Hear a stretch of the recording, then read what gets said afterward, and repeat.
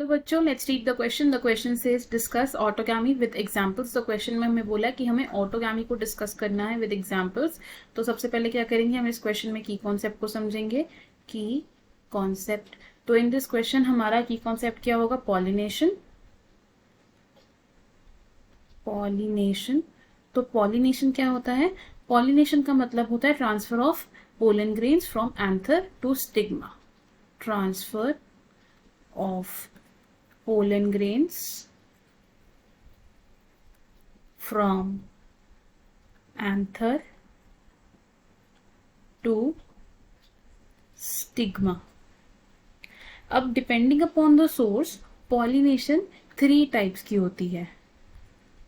Basis of source.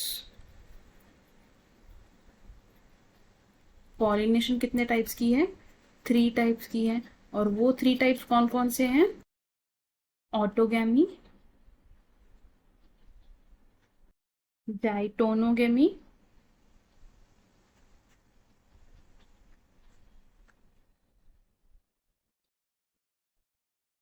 And xenogamy. हम किसकी बात करेंगे यहाँ पर? ऑटोगैमी की बात करेंगे. तो ऑटोगैमी क्या होता है? ऑटोगैमी यानी कि ऐसी पॉलिनेशन जो सेम फ्लावर के बीच में हो रही है. ऑटोगैमी क्या है? Transfer of pollen grains from anther to stigma of a same flower.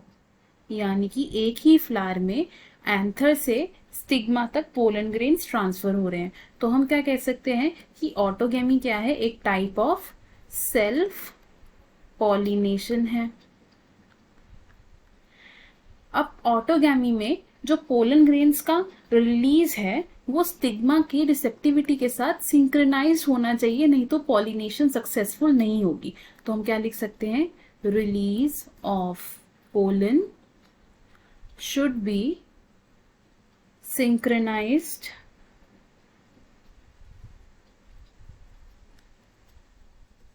with stigma receptivity.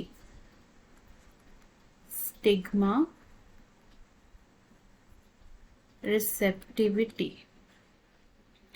और क्या कंडीशन चाहिए होती है हमें ऑटोगैमी में? कि सक्सेसफुल पॉलिनेशन के लिए एंथर और स्टिग्मा को एक दूसरे के पास होना चाहिए. Anther and stigma should lie close, ताकि पॉलिनेशन एफिशिएंटली हो जाए. और ऑटोगैमी में जो पॉलिनेशन है वो किसी एक्सटर्नल एजेंट पर डिपेंडेंट नहीं होती, यानी कि not dependent on pollinating agents, which means pollinating agents का रोल ऑटोगैमी में ज्यादा इंपॉर्टेंट नहीं है. एग्जाम्पल्स क्या हो सकते हैं ऐसे फ्लावर्स के जिनमें ऑटोगैमी होती है? Examples can be pea, अराबिडोप्सिस,